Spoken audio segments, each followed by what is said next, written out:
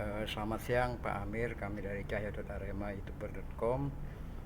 Hari ini selamat siang, hari Selasa tanggal 5 Juli 2022. Kami ingin menanyakan beberapa hal kepada Bapak Amir Hamzah sebagai pemerhati politik internasional terkait dengan ancaman Rusia akan menggunakan rudal bertenaga nuklir untuk menyerang Ukraina dalam perang Rusia dan Ukraina. Bagaimana menurut Bapak? Masalah Rusia dan Ukraina, kemudian masalah Rusia dengan Amerika dan NATO, tentu harus kita lihat dalam konteks kepentingan nasional kita. Apalagi kemarin Pak Jokowi, presiden kita, ke Ukraina maupun ke Rusia, kan kita belum tahu hasilnya itu apa. Malahan kan kemudian timbul hal-hal yang menjadi tanda tanya yang mestinya dijelaskan adalah kebenaran tentang pesan yang beliau bawa dari presiden Ukraina kepada presiden Rusia. Nah itu, kalau kita melihat kepada kepentingan nasional kita sebagaimana diatur oleh konstitusi, maka pembukaan Undang-Undang Dasar 45 kita antara lain menyatakan bahwa salah satu kepentingan nasional bangsa dan negara Indonesia adalah ikut serta mewujudkan perdamaian dunia, ikut serta mewujudkan ketertiban dunia berdasarkan kemerdekaan, perdamaian abadi dan keadilan sosial. Nah, konteksnya harus kita lihat ke situ. Nah, memang yang menjadi tanda tanya adalah setelah Presiden Jokowi meninggalkan Ukraina dan siap-siap untuk berangkat menuju ke Rusia, ternyata Rusia melakukan tembakan lagi ke arah wilayah Ukraina. Nah, ini sama sekali berarti bahwa kelihatannya Rusia kurang setuju atau kurang sepakat dengan apa yang menjadi pembicaraan antara Presiden Jokowi dengan Presiden Zelensky.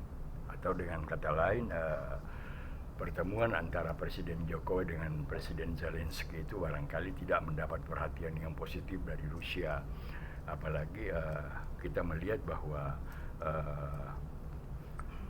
pola-pola diplomasi yang dilakukan oleh Presiden Jokowi yang katanya untuk mendamaikan Rusia dan Ukraina ini juga kan satu bentuk diplomasi yang masih menimbulkan tanda tanya.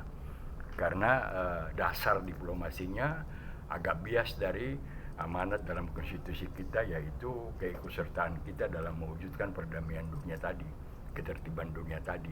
Nah, lalu kemudian khusus kepada ancaman Rusia, kita tahu bahwa walaupun Rusia mengancam, akan ada beberapa hal yang terjadi setelah kunjungan Presiden Jokowi ke Ukraina maupun ke Rusia adalah terakhir Rusia mengancam akan menggunakan nuklir. Tetapi sebelumnya kan Rusia juga sudah mendukung penguatan militer dan alutsista di Belarusia.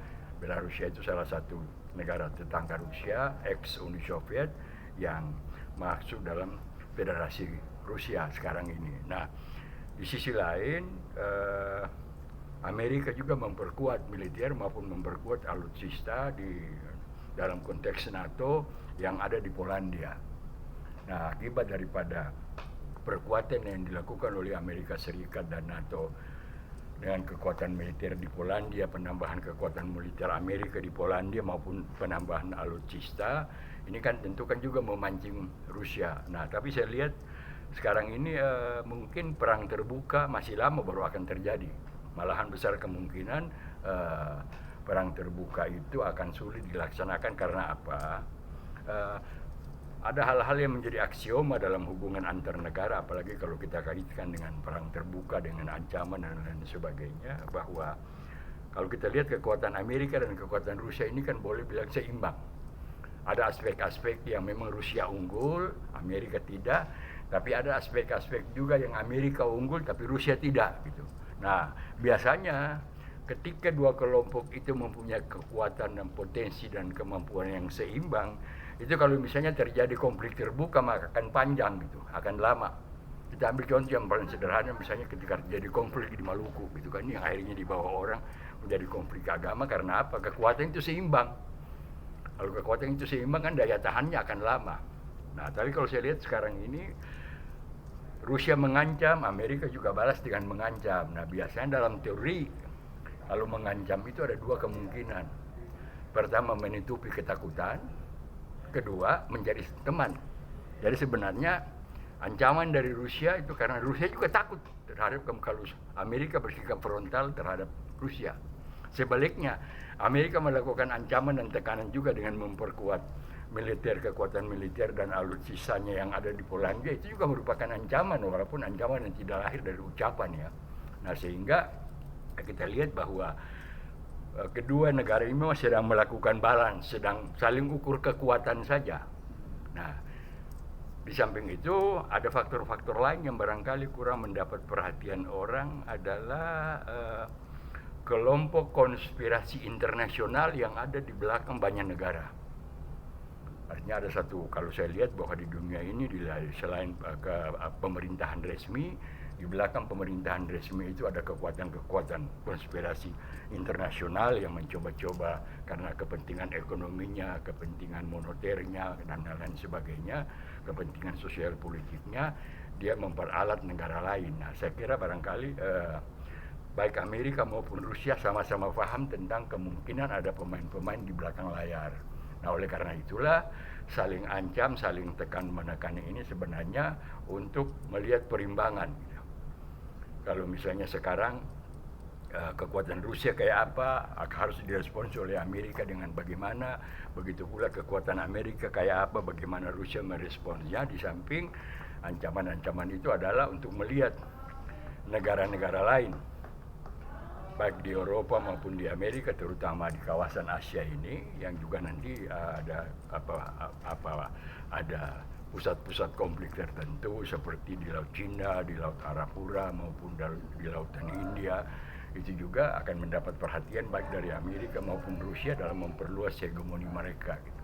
Nah, terkait dengan ancaman itu, apakah ini akan memicu perang dunia ketiga seperti halnya Perang Dunia Kedua, yaitu terjadi konflik ideologis, Pak?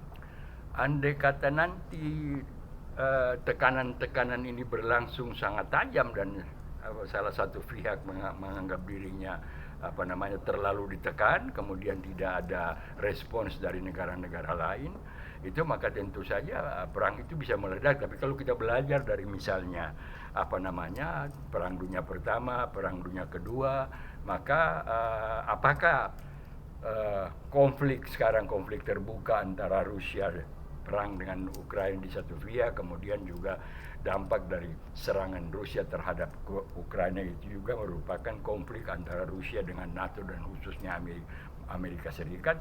Dia bisa mengacu kepada perang terbuka, bisa saja gitu. Karena walaupun misalnya katakanlah ada larangan dari PBB untuk menggunakan senjata nuklir dalam perang, tapi bisa saja karena merasa diri ditekan dan untuk mengalahkan lawan hanya satu-satunya jalan itu adalah dengan cara menggunakan senjata-senjata dengan kekuatan nuklir. Bisa saja ada negara yang melanggar itu kan. Tapi kita harus tahu bahwa bukan cuma bukan cuma Rusia yang punya kekuatan nuklir kan.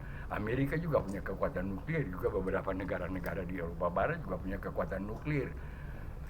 Ya. Walaupun secara ekonomi kita katakanlah misalnya beberapa negara di Eropa seperti Perancis, khususnya Jerman sekarang ini kan mengalami krisis ekonomi yang cukup mempengaruhi mereka, sehingga tanpa dukungan potensi ekonomi yang kuat, mereka tentu kan tidak bisa mengerahkan angkatan bersenjata mereka untuk secara frontal berhadapan dengan Rusia. Begitu pula Amerika yang mengalami krisis sekarang ya. Ya, artinya kemungkinan untuk perang dunia ketiga itu masih tipis, Pak ya. Masih tipis. Nah, artinya dan tidak dilatar belakangi oleh kepentingan ideologi, Pak ya. Saya kira tidak juga, saya kira ya, malah lebih kepentingan konspirasi global, konspirasi internasional yang justru bermain dalam konflik Amerika Rusia ini. Oke Pak, terima kasih atas pernyataannya. Selamat siang, wassalamualaikum warahmatullahi wabarakatuh.